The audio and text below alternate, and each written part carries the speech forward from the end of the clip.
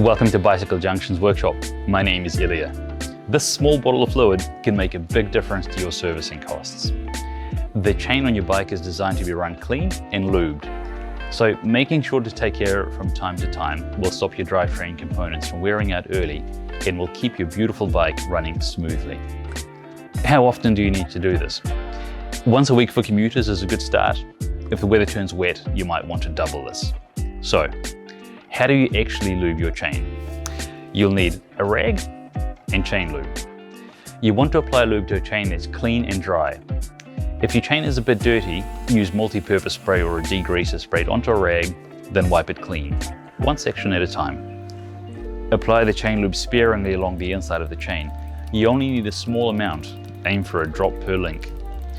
Spin the chain to work the lubricant into the pins and rollers, then wipe off the excess. Easy. See you out there.